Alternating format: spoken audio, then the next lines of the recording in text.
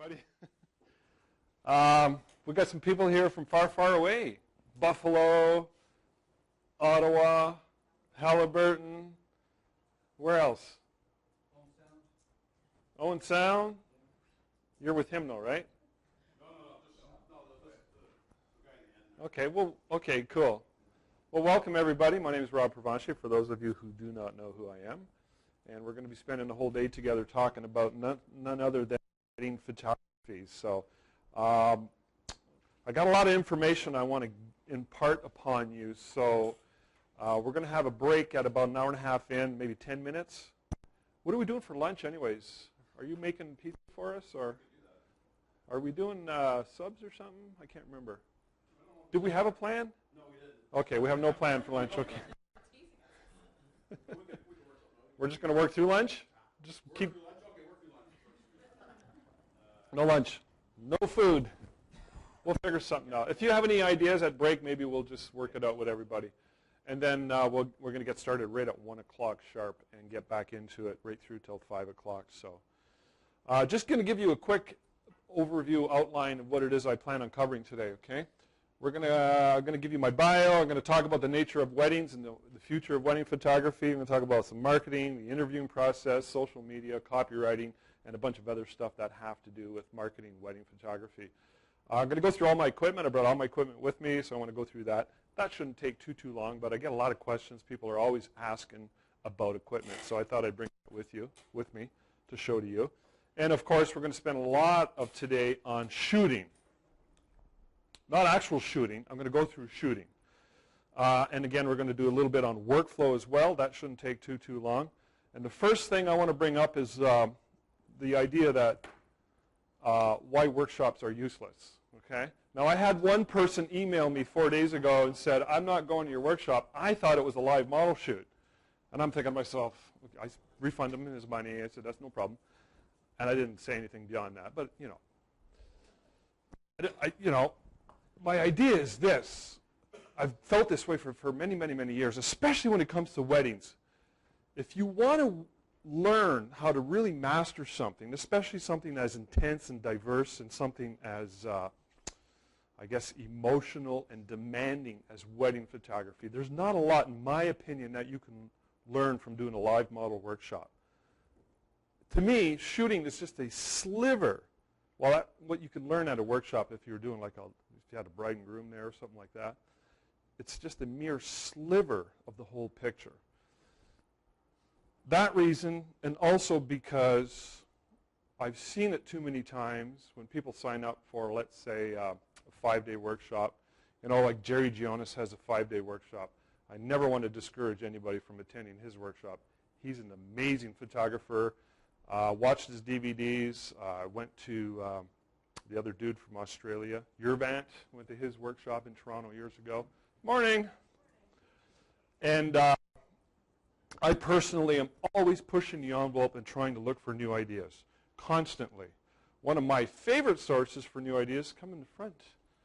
Don't get too close to that guy. He's like this guy. He's out on parole. Don't look him in the eye. Yeah, I'm joking. He's a nice guy. He's a grandfatherly type. What was I saying? Anyways, yeah. The idea I really want you to understand why I believe workshops are useless is because what happens is we treat a workshop, especially a live model workshop, as the end-all be-all. It's going to be the magic pill. It's going to be the wizard. You're just going to go to it, and all of a sudden, the skies are going to crack open, and all the answers will be revealed to you. Okay?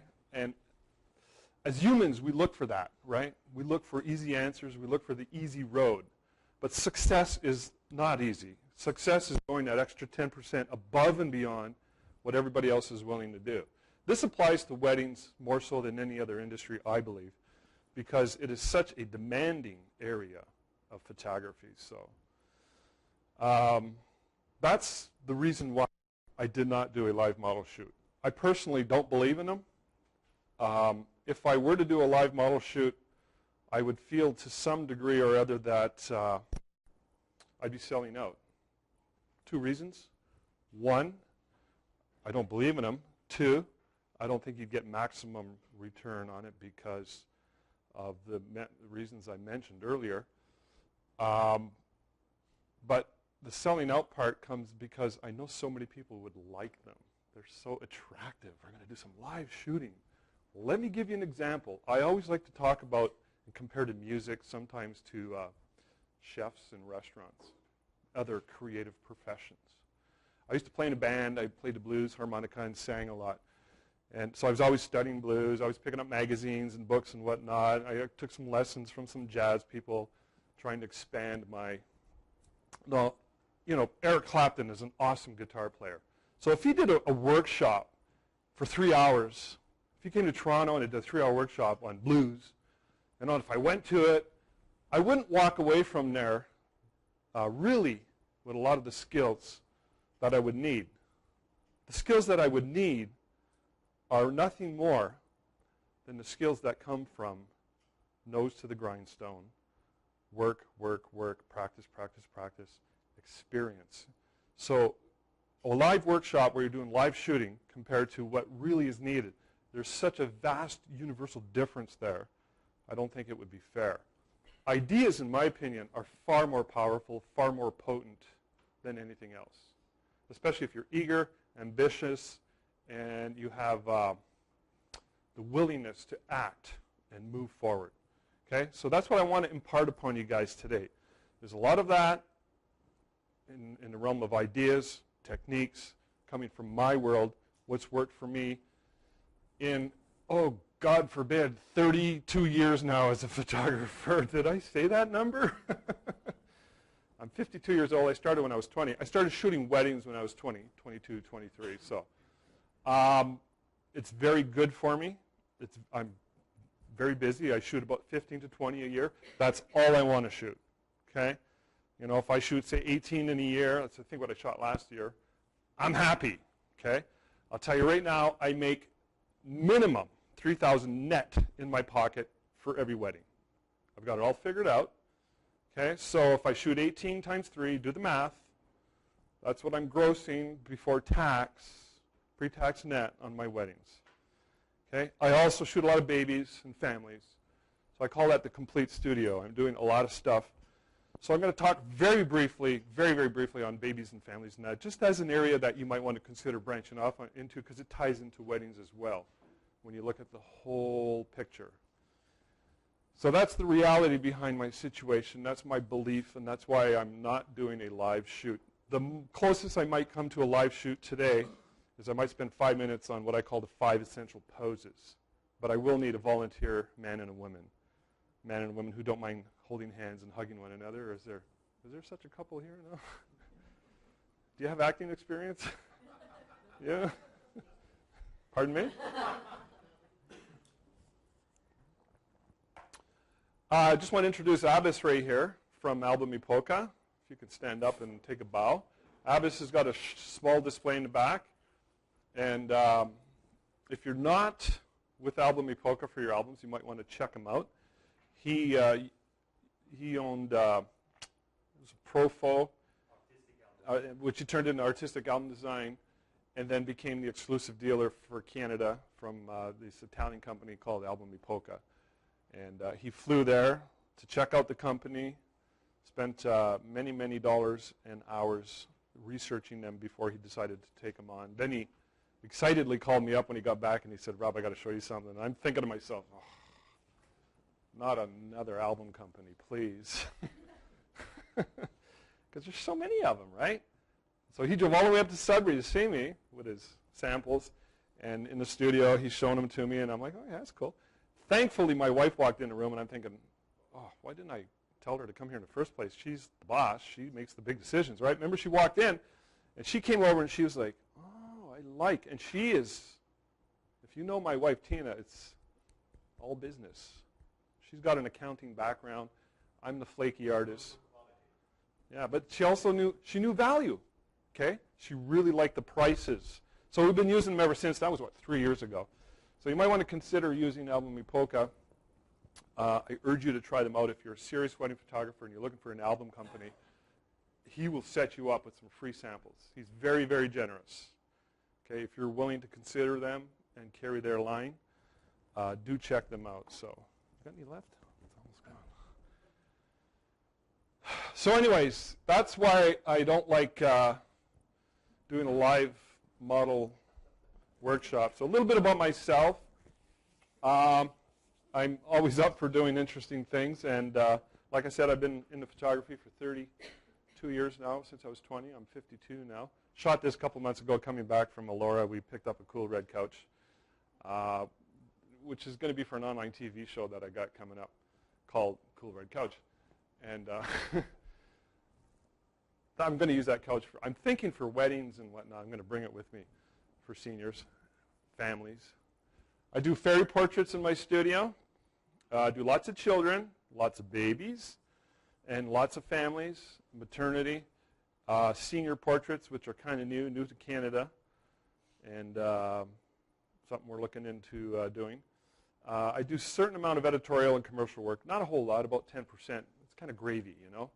I get a huge amount of publicity, which we'll talk about in a minute. There's my studio when I first moved into it. This is 5 years ago. It looks completely different now. We have fencing and a lot of landscaping that we've set up because my wife requested it. Well, the deal was if we were to move there, she was a little bit want in order to make that possible. So she gave me the list, and we did the list, and that was a fence. And my wife is extremely, extremely private. Okay, so if I look at our back, our house, which I'll show you a picture later, this is what I see. This is the studio. Well, now it's all fenced in and nicely landscaped. So she likes to keep the business separate from the personal life. There's my old studio, where I was for 9 years up until 2006. Ran the studio there from maybe 2005. I moved there in 1996, the same year I got married and had our first baby with my wife. I had a small studio downtown, but she quit her job to work with me, and so we needed more room, so we moved here. And we were there for 9 years. It was a great place to be, but we decided to get a home studio. And that's why we are where we are. At my peak, I was shooting 700, 800 sessions a year there. Okay? I was very, very successful, very, very busy. A large part of that came from marketing. And I did a lot of weddings, and I did a lot of wedding interviews. Literally hundreds upon hundreds upon hundreds of weddings and wedding interviews. There's my original studio going back to 1984. I apologize. It's corny. Mr. Photo. I used to be too embarrassed to admit that to anybody, but I'm over it now. It was a phase. And yeah, I used to drink a lot back then. Now, I was very ambitious. You know, nobody would hire me because I couldn't work anywhere else, but I wanted to have a studio. So I opened up my own studio, and in the front here, I had the whole, it's a 3-story walk-up apartment building, but in the front there used to be an accounting or a bookkeeping firm. They moved out, and they were renting it out as, you could rent it out as an apartment. So I rented it out as an apartment with my buddy. We shared the rent, and I was thinking in the back of my head, shing, photo studio, because it's licensed and zoned for a small business, and there was a sign there already, so it was an easy walk-in for me. I bought this sign. There was a windstorm 2 weeks prior, a big windstorm. A lot of signs got destroyed. So I picked one up really, really cheap, fixed it up a bit, bought some letters. And this is a very, very busy street. You know where it is. You've been there before. And that's how I started my studio. I used to do weddings for $200. $200 would get you full coverage. I'd shoot the whole thing on 35 mil, and it would give you the proofs, and that was it. Okay? That didn't last long. That lasted about a year. I'm going to talk about that too. There's the inside of that studio. What you don't see is all the parties that used to go on at night. And that was the inside, or it was a conference room, and there was, you know, they'd have a boardroom there and that. But that was my studio. Brown line lights, my first backdrop I ever bought. All canvas from Denny Backdrops. And I want to talk about your resources DVD really quick, because I'm giving you all a DVD. Okay? Actually, I got a couple of goodies for you guys. Glenn, do you have any sleeves? This guy's so resourceful. He's got everything. Well, what you don't see is my studio's in the basement, and I don't let anybody down there because... We're doing a tour later. Oh, you don't want to see it. This guy's got everything, you know. Can you do me a favor? Just pass those down. Does anybody here not have a copy of my booklet? I'm going to hand those out. There's going to be some leftovers. If you have a copy already, you're allowed to take a second one, maybe give it out. I designed it for photographers to put in your camera bag. If you're ever sitting somewhere and you just want to just read something, it's a good read. It's a motivational success type book. Okay, that's one of the things I'm going to give you. I have a DVD here for everybody. I'll go through what's on there, some resources. And there's about 3.5 gigabytes of stuff. Let me show you what it is, okay, just to give you an idea of what's on there. Here I have the how to avoid the 7 biggest mistakes brides make when hiring a photographer for their wedding. It's a special report. Okay, I give you the PSD files. You can go in, swap out where you see my picture, put your picture. That's pretty obvious. Okay, don't use my picture, unless you look exactly like me. And the samples too. I'd appreciate it if you just drop in your own samples. Okay, this is the sales piece that you can use in your marketing. You can go in, any reference to my studio, change it to your studio and use it the way it is, or modify it. If you're really savvy, you go in there, just kind of read it, get a sense of what it's all about, and you can maybe rephrase some of the stuff. You might get some new ideas. You might get a really cool idea, and if you do, let me know. I'd like to hear about it. Okay, so it's a special report, and I make it available on my website. So all the PSD files are there for you to use, okay? Plus, you could see the actual PDF version of it. Okay, it's a really cool marketing piece. Just one extra thing to add to your marketing arsenal, because one of the things you want to do when you're interviewing prospective brides is you really want to stand out. I'm a big believer in that, big believer in that. We'll get into that too in a minute. Okay, there's also a folder with some interviews on there. I've got Bill the DJ. Now, if you're a member of No BS Photo Success, anybody here members? I know you are. So you have access to that already. So I'm kind of repeating myself, but there it is again. If you haven't heard Bill, the interview with Bill the DJ, he's a DJ slash MC slash wedding organizer. Amazing, all-time favorite with a lot of people. And thank you. You don't have white ones, eh? I'm joking. I'm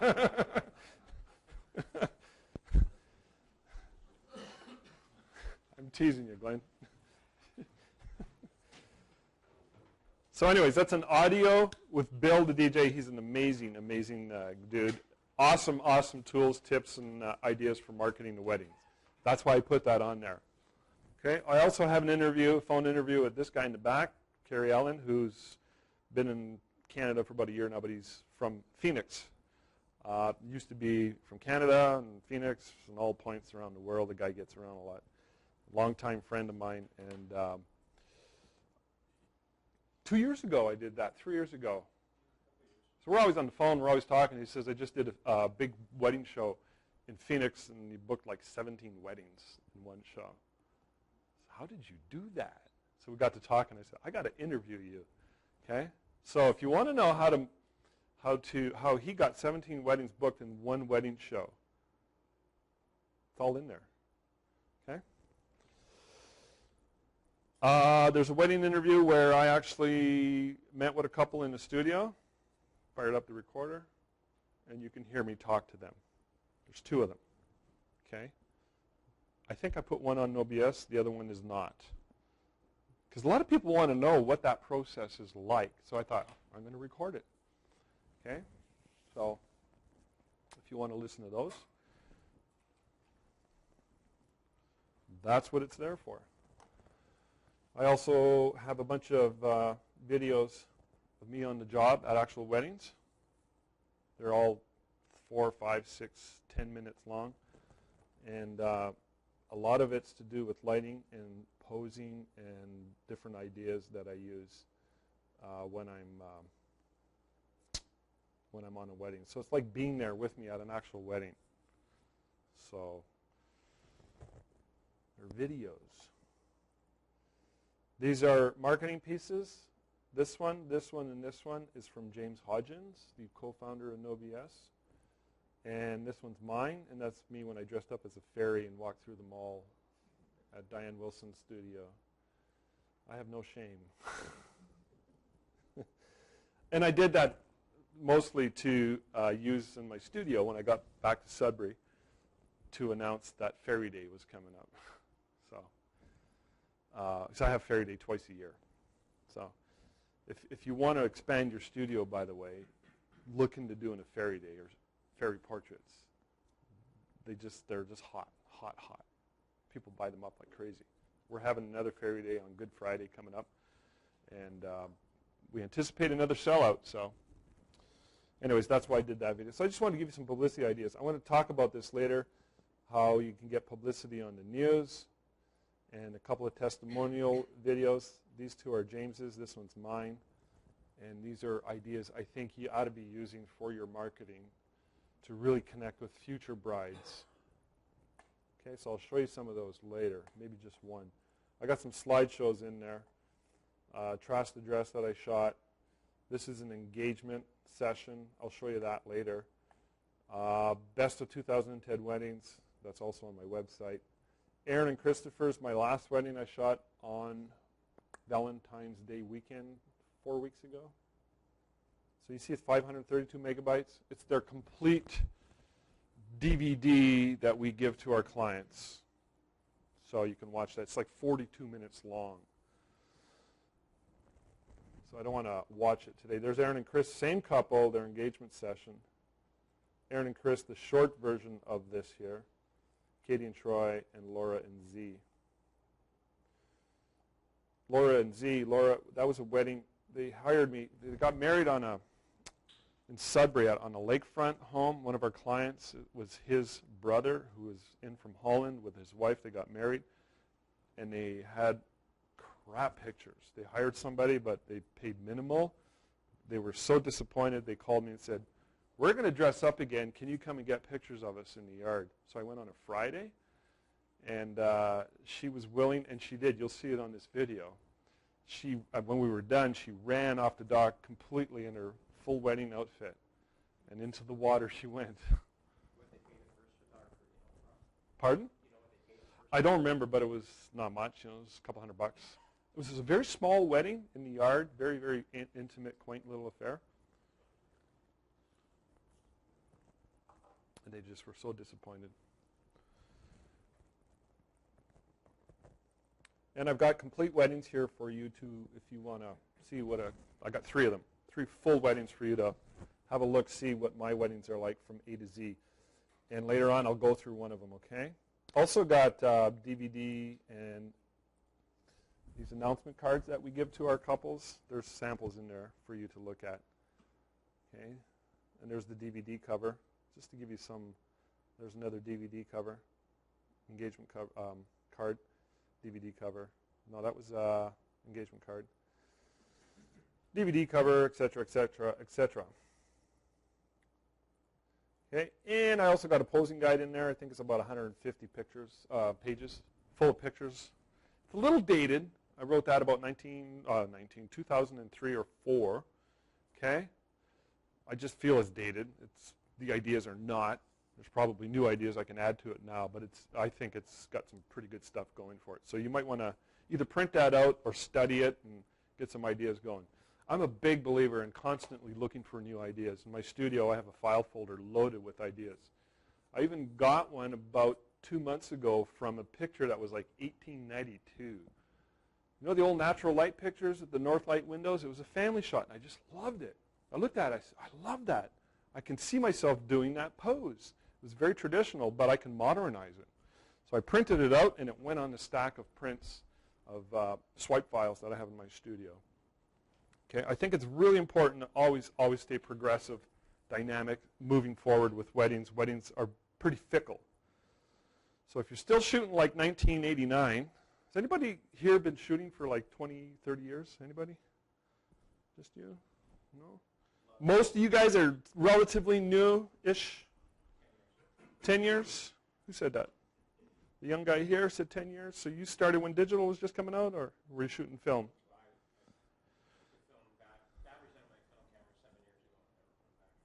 7 years ago. And I got some actions there for you. I got one action from Craig Manilli, Craig's Actions, because I use it in my weddings a lot. And I got another action from Andy Armstrong's Design House, and a bunch of my own actions. And I put them in there if you want them. So I'll show you those at the end when we go through workflow, okay? Sounds good? So that's your resource DVD. And if you want to maybe grab one, put it in your envelope, and hand it on down. I totally meant to bring covers, and I totally forgot. So I do apologize for that. Oh, it's getting nice and warm in here now. All right, so one thing I want to address right now is, are you the $700 wedding photographer? The market is flooded with $700 wedding photographers. The number one complaint I hear from photographers who consider themselves professional, full-time photographers is, I can't compete against the $700 wedding photographer. Okay? My marketing advice to you is pretty much how I market and what I'm going to cover in today's presentation, especially in the marketing portion. But if you are the $700 wedding photographer, I think it's okay for a short while. I used to sell $200. Remember I said it was 1 year. Okay, I think it's really important that you use it as a temporary thing if you're just in the process of learning. If you're just in the process of getting a portfolio built, and you go to somebody and say, I'm going to give you a $3,000 wedding, but I'm selling it to you for $700, and here's the reason why. So make it a temporary situation if you're in that situation, okay?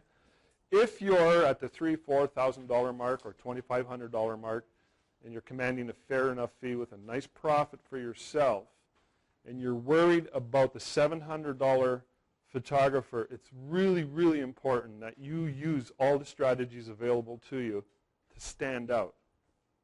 That's a large part of what I'm going to talk about. I think that's, you don't want to compete on price. I think a lot of brides are pretty savvy. People don't just look at price. They buy you as much as price. They buy your work and a lot of other components. That's so, so valuable. If you're just going to stay in the $700 range, you're going to suffer from burnout. You're going to be viewed in the profession as a bottom feeder. You're going to be viewed by your customers. Well, we got a great deal, $700. Have you ever given something away for free or near for free? Have you ever noticed they are always the most problematic clients? You ever notice that? Damn, I did that for free. Damn, I did it for half price. And now they're complaining. You ever notice that?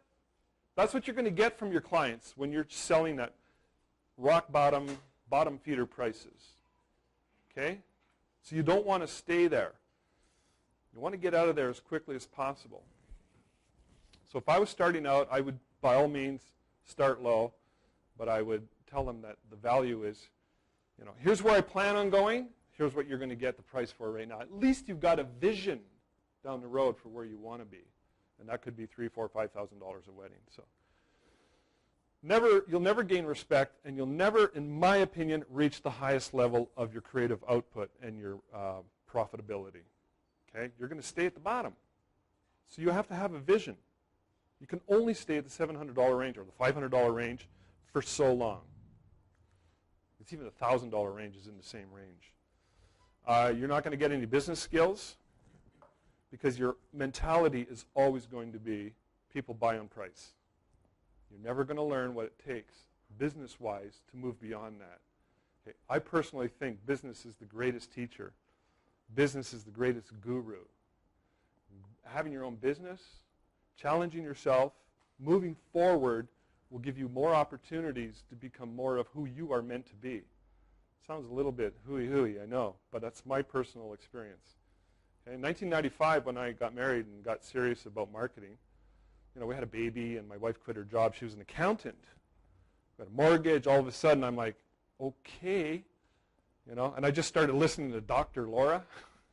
You ever heard of listening to Dr. Laura? She's all about being a responsible parent, Kids, it's all about the kids. So all of a sudden, I got real serious about marketing. And, part of me was like, you're not being an artist. Or I'd hear it from other people. You're selling out. Or it was just an attitude of selling out because you're doing it for profit, and there's nothing wrong with that. See, the coolest thing is the busier I got, the better I became as an artist. See, but I think all too often we put the art first and kind of neglect the profits. I think that's backwards. Go profits first, go for marketing, you will become a better artist and a better person. It's been my experience. It's multi-dimensional. It's awesome. So you're going to miss out on a lot if you stay at that level. Okay, again, marketing, apples to oranges, it's so, so important that you find ways to differentiate yourself so that the question never is, how many 8x10s do I get for X amount of dollars? Because that's what everybody's doing. That's a strategy, by the way, that came from this guy. Dan Kennedy is one of my favorite marketing gurus. I highly recommend you get any of his books.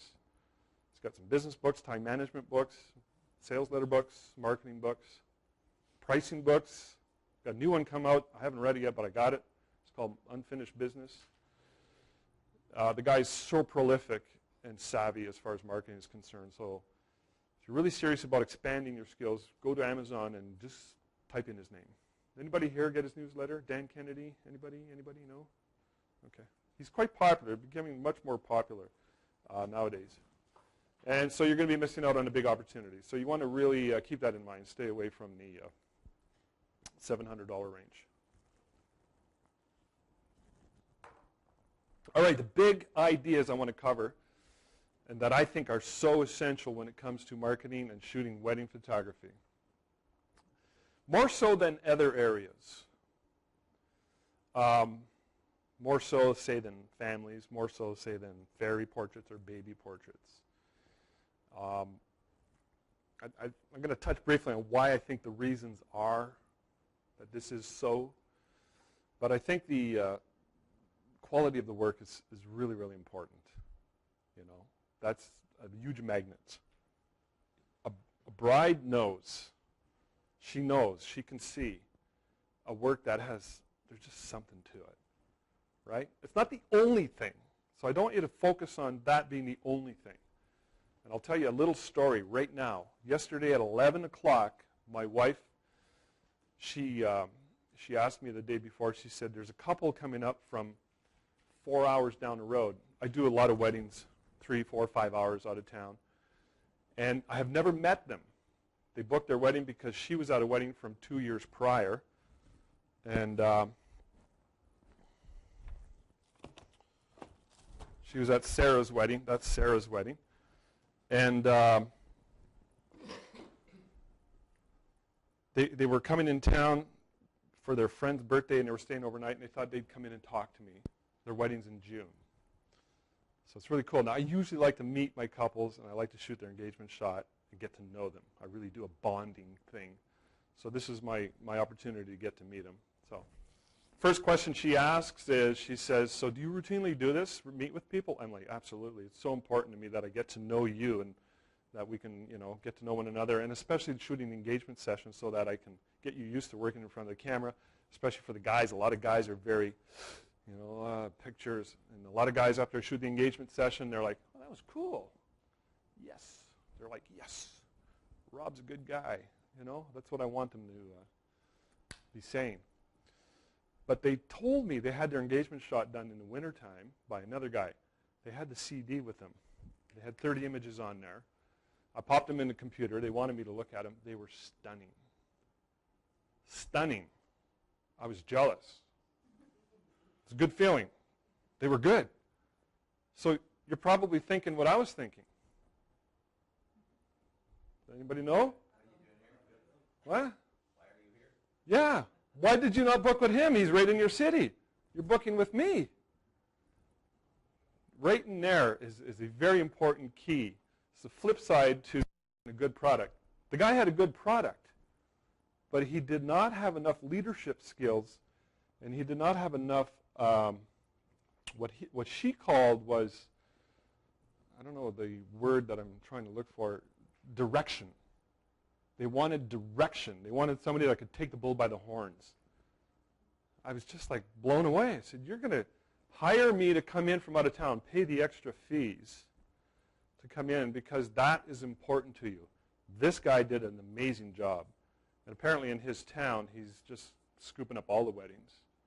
And it's a town where I have friends who are in the photography business since 25 years. And I've been warning them for years, you've got to change your style. You've got to change your style.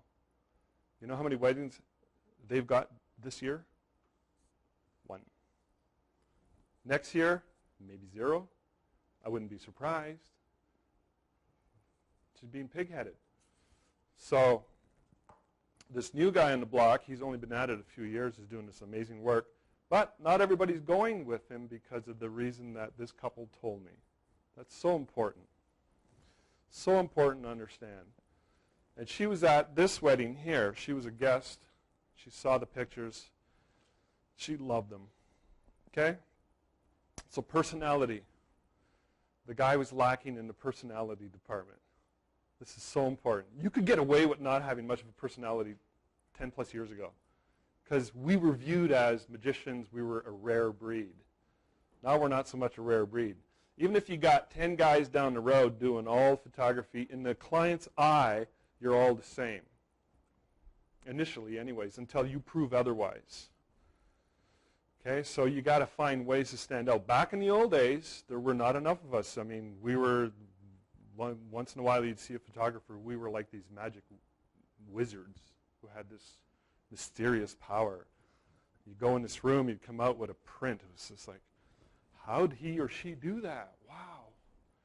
And these cameras, it was so everybody's aware of that now. Anybody can pick up a camera from Futureshop or wherever, click, and get pictures, and if your pictures are the same quality, you're in big, big trouble.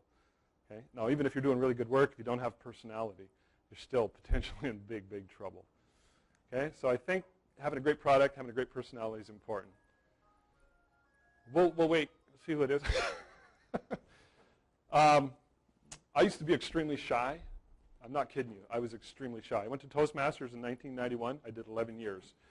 If you have any issues with coming out of your shell, I highly recommend you go to Toastmasters. Okay? You may not want to. You may come up with some excuses. Read the book. Everyone I know has a big butt, B-U-T. But do it. Just do it. Anytime you face your fears and you overcome that barrier, you become a better, stronger, more confident person. So, and having experience too. I kind of talked about that. You have to bring experience to the game. If you're just starting out, is anybody here like just shot like a couple weddings or maybe none? You're starting out, sort of starting out. Okay? So you guys are at that level where you got to get the experience. Okay? You won't get that at a workshop. You get a little bit of it. But you got to get out there and get some experience. Get some experience. Get out there every day and shoot. Every day and shoot. And shoot and shoot and shoot. Just like playing a guitar or playing the piano. That's how you get good. You got to put in your 10,000 hours or 6,000 hours. Okay? So that you can master the technical side and you can now get to the level of where you have rapport. See, when I go to a wedding now, I'm not trying to sound cocky or anything, but it is so stress-free and easy for me. You know, I just walk in there and it's zen-like. I get stressed out the day before. I'm very anal about prep. Okay? My batteries are checked. Everything's checked. Everything's put away. Not the day of, the day before. I don't care if I have to go in the studio at midnight because I can't sleep Friday night if I got a wedding Saturday. So when I show up, that stress is done. I'm organized. I've got years and years and years of experience in the game, and I can go in there and connect with people, create rapport with my personality and my technique. Okay, so when you do that, you really stand out. People like that. And sell with stealth, I'll talk a little bit about that as well when it comes to the interview process. I'll give you some really cool techniques. You are like a director. Think of yourself as Steven Spielberg. You're creating this production, this movie. And also you're like a consultant. People really look to you for answers. Okay? They look to you for answers. They often ask me questions. Almost every single wedding. They're just, it's wonderful. Erin and Chris, the February wedding I shot, I remember when she came in 3 weeks prior, she just had a glitter in her eye. And I could tell she was so at ease and looking forward to her wedding day and me being a part of it. I could just tell that. She was just smiling and she was happy. And I asked her a question. She's like, whatever. You know, I just totally trust you, Rob. She was like that. Cool. All right. That's a lot of my weddings are like that. So she picked up her pictures about 10 days ago, and it was a 45-minute slideshow. So I set her up in a room, and she's watching the slideshow, and I let her be, and I left. 20 minutes later, I peeked in. I said, "How's it going?" She goes, "Oh, I could just hug you right now." I love that reaction. So I knew she was extremely happy. So another idea, I talked about it before, I talk about it again, just to remind you, never market on price, okay? Let's talk really quick about the nature of weddings. Weddings all starts with the ladies. It's all about that feminine connection. Okay, little girls, booking out Fairy Day is a no-brainer. All the little girls that I've experienced want to be a fairy. So it's easy to book them out. The moms want them to be a fairy. To get them to come in there, they're excited. It resonates with them. Okay? Big girls, too. I think it's the same exact part of the brain or the psyche that is being triggered here. Okay? It's this magical, mysterious, wonderful, what's the word I'm looking for when it comes to weddings? That whole princess thing, fairy princess. You know what I mean? My daughter's driving me nuts with that. There you go. That's one of the reasons why Fairy Day is so easy to book out. The little girls just love it. By the way, the corollary to that is for little boys. I figured out what works for little boys. It's not such a big, massive ball of energy as it is for little boys. But there is, the polar opposite. You might have heard me say it before. Does anybody know? Rock stars. They want to be badass. Troublemakers. Urgh. We thought it was they wanted to be knights, they wanted to be soldiers, they wanted to be... No, they want to be bad, troublemaker rock stars. Okay? So there's a fantasy, a story, it's like a dream. There's a lot of idealism in weddings. Okay? And obviously there's a lot of romance, and it's connected to the knight in shining armor. It's very traditional. Very classic. The more you understand this, the more you can go down that direction, and the more you can embrace it and embrace it with your clients. Okay? It doesn't matter how modern they are. It doesn't matter how liberated they are. It doesn't matter if he's going to be a stay-at-home dad and she's working full-time as a professional. There seems to always be that idealism. And it all starts with when he asks her to give up her soul, her life, and hand it over to him. I mean, it's a big question, isn't it? You're laughing. So it's all about creating a new life together for that one big day, which is symbolic. Very, very symbolic. And the key element there, in my opinion, is trust. I think the ladies will agree with me. Either they know it or subconsciously or consciously or not, trust is a big, big element. Okay, and that movie Aladdin, I saw it when 1992 it came out, the Walt Disney production. There's a scene in there where Aladdin was running away from the cops, the authorities in Baghdad or wherever because he stole an apple or something.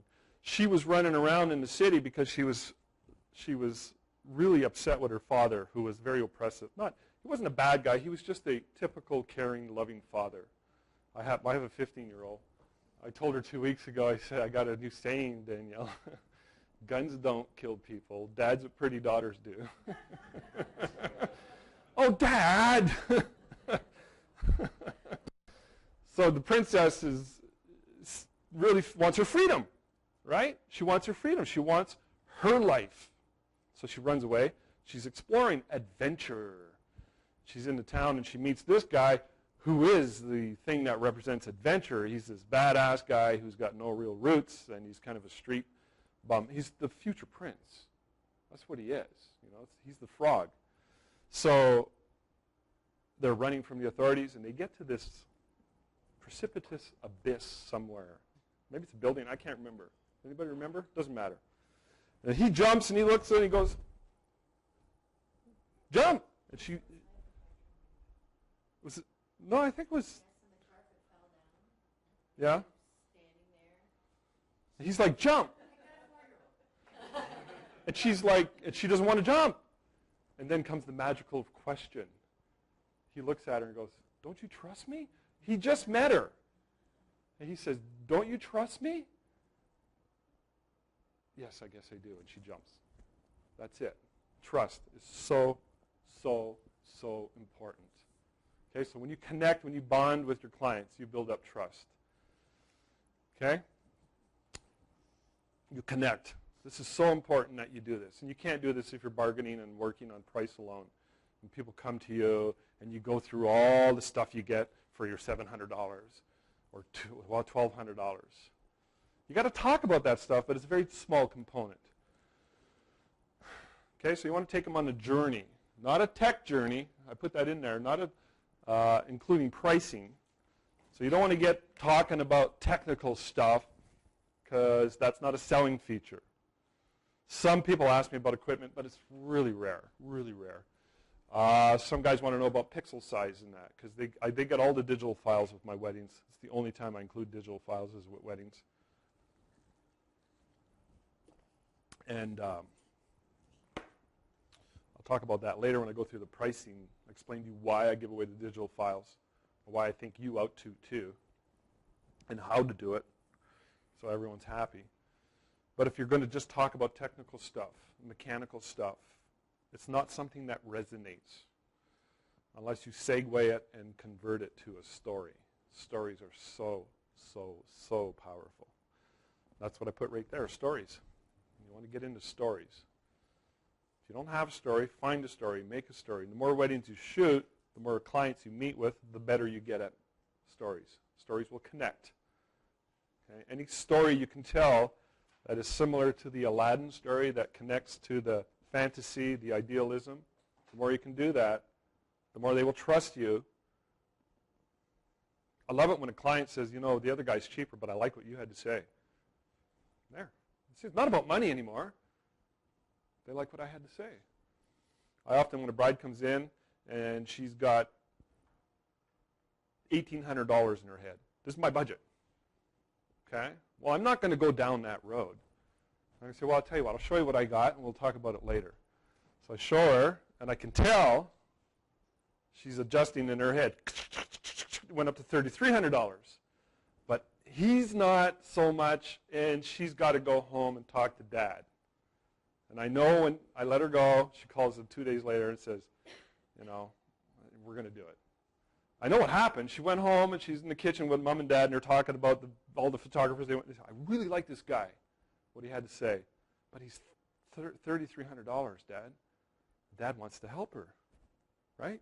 Or maybe her fiancé. So, okay, well, let's rearrange the budget. They find a way to make it happen. I think that happens a lot. Slideshows are really important as well. Your examples are full of stories, and I'm going to show you that, what I do in my studio in a minute, maybe two. The engagement session is really, really important. It gives me an awesome opportunity to really connect with them once they're already booked. However, if they're not booked, an engagement session is an awesome opportunity for you to start a connection. If you're just starting out and you want to just grow your wedding photography business, go after the engagement portrait market. You know, I'll show you some examples that I used to use, but James Hodgins created some of his own for jewelry stores, bridal shops, wherever the brides and grooms are.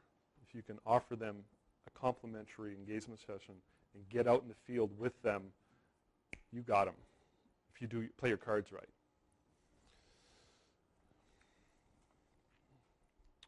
In the interview process, I've done hundreds and hundreds and hundreds